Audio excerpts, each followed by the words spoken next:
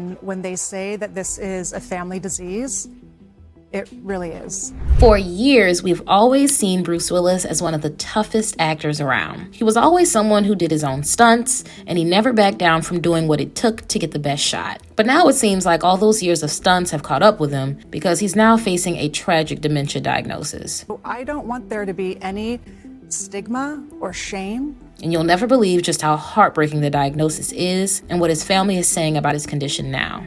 At the end of September, Bruce's wife, Emma Hemming, sat down to do an interview on the Today Show to talk more about her husband's illness. And unfortunately, things aren't looking great for him. In March of last year, it was first announced that Bruce would be retiring from his acting career after being diagnosed with something called aphasia. But since then, it was officially announced that his condition had progressed and turned into frontotemporal dementia, also known as FTD. In the interview, Emma said that since his diagnosis, she's been learning a lot more about what's actually happening with her husband, which she said was a blessing and a curse. She said that while it makes sense now why he does certain things, it doesn't make the diagnosis any easier to deal with. At least now they can put a name on it and be able to understand it on a more technical level. But it's still been incredibly difficult for all of them. And she said that when people say dementia is a family disease, it really is. They've been dealing with the sadness and heartbreaking nature of this illness just like any other family would. And it's been especially difficult for their two young daughters. Emma, who got married to Bruce in 2009, has an 11-year-old and a 9-year-old daughter with him. So for them, it's been even harder to fully understand what's happening with their dad. But Emma made it clear that she wanted her children to know about their dad's condition from the beginning. And she said in her interview that they have a very open and honest household. She said that when she told her children about it, the most important thing about it was to explain to them what the disease was on a medical level. And once they understood that, it became a lot easier to understand the change in their dad's behavior.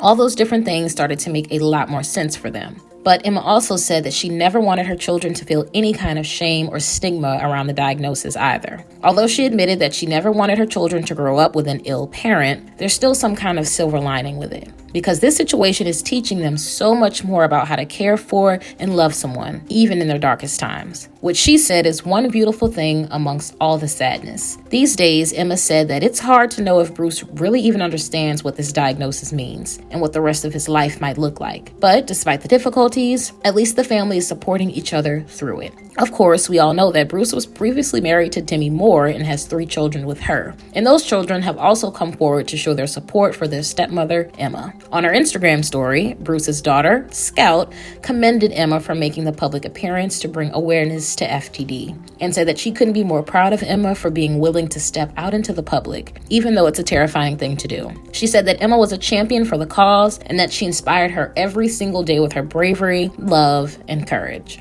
Another one of Bruce's daughters, Tallulah, shared her sister's story to her own Instagram and wrote that she was so proud of her family. Of course, with all this being said, many people can't help but wonder how Bruce got diagnosed with FTD to begin with. Throughout his career, he was known to do some serious stunts for the movies that he was in. Bruce even recalled some times in his life when the stunts he did almost ended his life, like the one time he jumped off a 5-story building for the movie Die Hard. But the added explosions they added around him for the shot caused him to be thrown off course, and he barely managed to land on the airbag to break his fall. And while that one might have been the most extreme, there's no denying that doing large-scale stunts like this over and over again could possibly affect the brain. We know that many serious athletes over the years have suffered from concussions or traumatic brain injuries that have altered their lives forever. So it wouldn't be completely out there to assume that Bruce's wild actions might have led to his diagnosis. But it seems like this is most likely something different. According to the Association for the Disease, between 20 to 30% of the people diagnosed with it had inherited it through genetics. But as far as the rest goes, it's completely random and there is no known cause behind the disease, which makes it all that much harder to understand. On top of that, there's no known treatment for it or any way that it could possibly be slowed down. And unfortunately, people who are diagnosed with it only end up living with the disease for about 6 to 8 years before it eventually takes their life, which is heartbreaking to hear since that means that Bruce most likely won't be around for that much longer. And even in these last few years, he won't be the same as we knew him. Interestingly enough, though, FTD actually covers a whole group of disorders that can affect a person. It can affect someone's movement, speaking, personality, or behavior. So it's actually incredibly difficult to diagnose because the symptoms can make it look like something else, and it presents differently in everyone. For Bruce, he has an FTD called primary progressive aphasia, which affects his ability to both talk as well as understand what people are saying to him. And as it progresses, it will most likely completely take away his ability to communicate at all. So it makes a lot of sense that Emma said that she wasn't really sure if he actually understood what his diagnosis meant. And it also makes sense why he would officially retire from his career for good, since there's just no way he would be able to read and recite lines like he used to.